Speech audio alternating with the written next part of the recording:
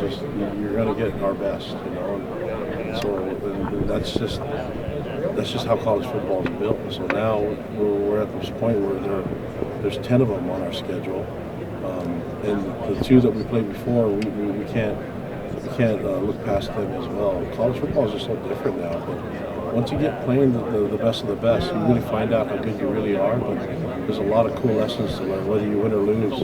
It's really cool the matchups. And I'm just glad that we're part of the conference and that we can get these matchups, and there can be some really cool lessons for us to learn. I'm all about learning through the process, and getting our team to be as great as we can be, and that takes sometimes the experience of going against the best, and that they got our attention with the film, so it's going to be a lot of fun.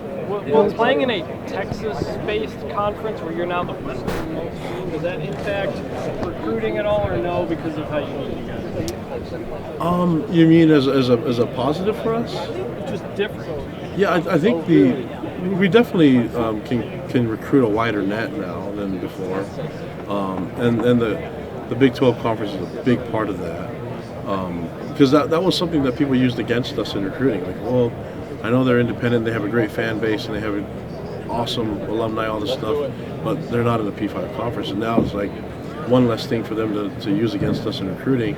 And we feel really good about our preparation. We've known about this going into it for a couple years now, so this isn't like a brand new transition for us. We knew back in 2021 that this was going to happen.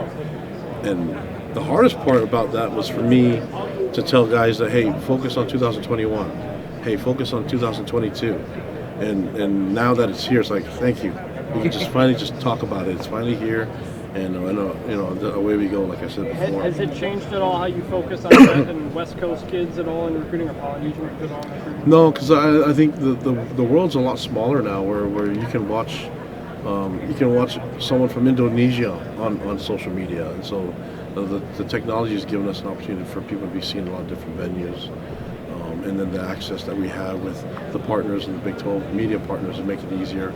So I think that those are all been positives for us. And I don't think it's going to be a problem in recruiting. In fact, it's been a benefit for us. Coach, just curious from afar, what did you make of the TCU Horned Frogs and the job that Coach Dykes did?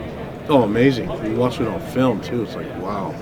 And I've known Sonny for a while now, and just been really impressed with him. And we have all these coaching events where I get to interact with him and his wife, and they're amazing people. And you know how much they love their players.